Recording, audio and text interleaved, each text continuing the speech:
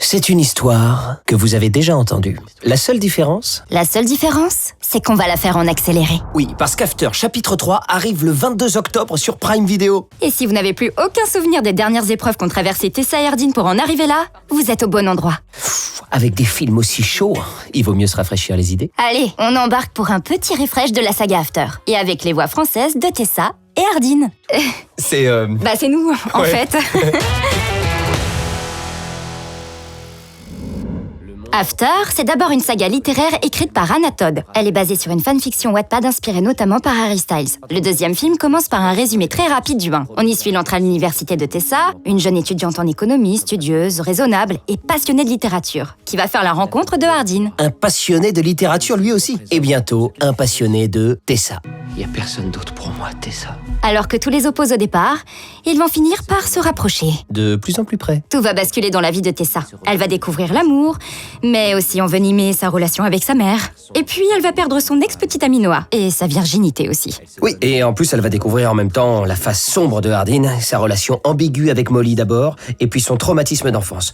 Il a vu sa mère se faire agresser par des ennemis de son père. Ardyn, remonte dans ta chambre tout de suite.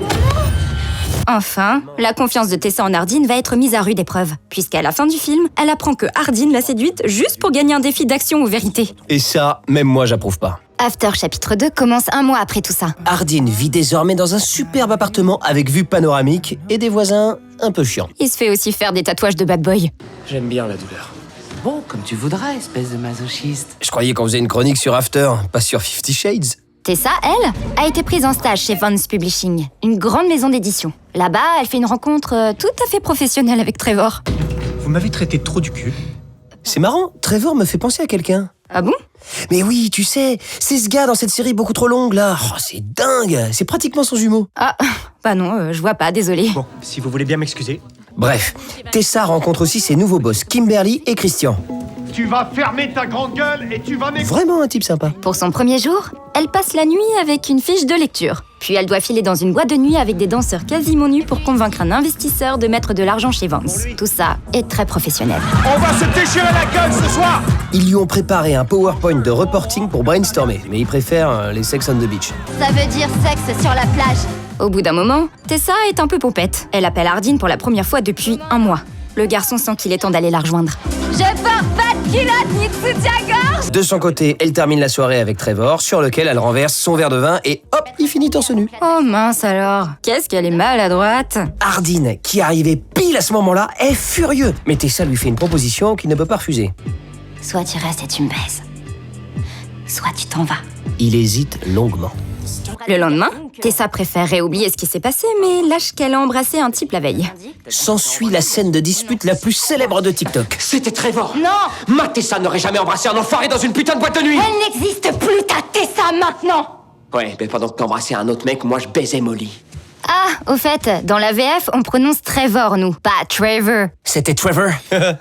Big up les Québécois. Le lendemain, Trevor apprend à Tessa qu'il lui a trouvé une voiture d'occasion pour économiser de l'argent. Les petites attentions, ça fait toujours son effet. Un petit bisou plus tard, Tessa a retrouvé la maison où Ardyn et elle vivaient dans le premier film. Mais alors qu'elle croyait Ardyn parti à Londres, celui-ci débarque avec sa mère, qui croit qu'ils sont encore ensemble. Pour sauver les apparences, Tessa accepte de jouer le jeu et fait semblant d'être encore attirée par Ardyn. Ce sera pas compliqué. Ils vont faire comme si, et puis ils vont juste dormir ensemble. Sans rien faire. Ils vont juste discuter. Oh, mais c'est pas vrai, ils recommencent. Encore 3 secondes et on arrête. Je pense que cette anecdote est fausse. Tessa accepte finalement de retourner auprès de Ardyn et ça se passe enfin super bien. On a droit à un montage mignon de tout ce qu'ils font ensemble. Par exemple, ils font du patinage. En tout cas, ils essaient. Mais aussi du yoga. Enfin, ils essaient. C'est censé être aphrodisiaque le yoga. Et puis, ils utilisent beaucoup de gel douche et de préservatifs. La santé et l'hygiène, c'est très important. Ils gardent même le fils du patron de Tessa. Ça donne des idées, non? Un petit Ardyn Junior. Oui, bon, après, pour l'instant, l'éducation, c'est pas encore ça pour Ardyn. Oh merde, ne dis pas foutre. Merde. Wow. Merde. Foutre. Merde. Cette période heureuse culmine à Noël où Ardyn offre à Tessa un joli collier romantique en lui déclamant de la poésie. Et les deux se disent pour la toute première fois les mots les plus beaux qu'on puisse dire à l'être aimé. Merde. Foutre. Merde. Foutre. Merde. Foutre. Je me rappelais pas de ça. Non, c'est le mauvais extrait, là. Je t'aime. Je t'aime aussi. Ah, oui, voilà. c'était ça. Bah oui, c'était ça. Mais non, mais je veux dire, c'était ça. Ah. Bon, allez, laisse tomber. Pour les fêtes, le père de Hardin invite sa mère, de qui il s'est séparé depuis plusieurs années. Mais Hardin en a marre que son père ignore le mal qu'il a fait 10 ans auparavant. Il décide de mettre les mots sur sa douleur et de rétablir le dialogue avec son père d'une façon mature, calme et posée. T'enfoiré! Tessa a beau faire des efforts pour apaiser Hardin, la rancœur qu'il a envers son père est encore vive. Ouais, même sa mère le lui dit. Ce genre de rancœur va te détruire et elle entraînera Tessa avec toi.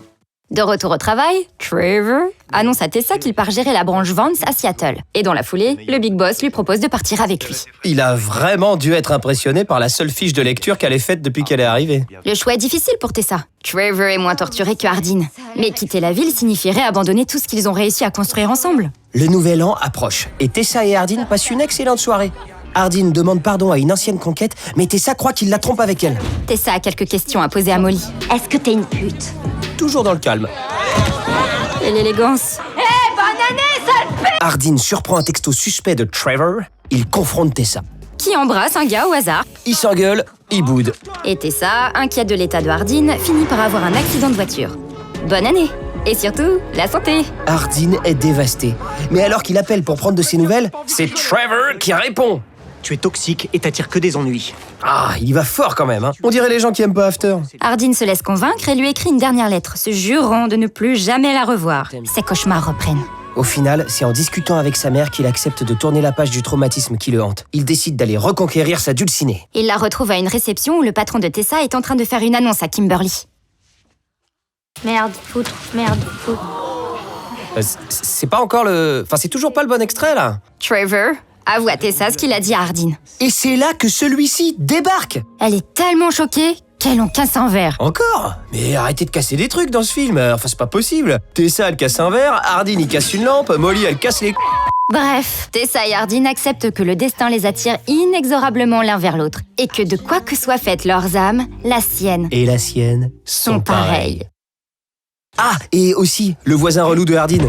Eh ben en fait, c'était le père de Tessa. Mais le film est fini après. Oui, car ils vécurent heureux. Et eurent 2 autres films qui arrivent sur Prime Video, à commencer par After chapitre 3, le 22 octobre. Tessa va-t-elle partir à Seattle avec Trevor? Ou bien accompagner Hardin pour vivre ensemble à Londres. Leur amour est-il appelé à durer? Va-t-on enfin passer les bons extraits? La réponse, le 22 octobre. Oh, trop hâte de mater ça. Elle n'existe plus ta Tessa maintenant. Ah, c'est drôle, c'est très drôle. Allez, on se regarde Trevor qui s'entraîne devant le miroir après le générique. Tessa, est-ce que tu aimes les rencarts? Parce que moi, non. Mais j'aimerais. Avec toi, si tu veux qu'on sorte. Tessa, c'est trop flippant. Il y a quelque chose que j'ai envie de te dire depuis longtemps et si je ne t'en ai pas parlé avant, c'est parce que les ressources humaines, là où on travaille... Ne parle pas des ressources humaines, c'est pas sexy. Tessa, ne pointe pas ton doigt. Baisse-moi ça. Je mets mon costume bleu canard uniquement quand j'ai quelque chose d'important à dire.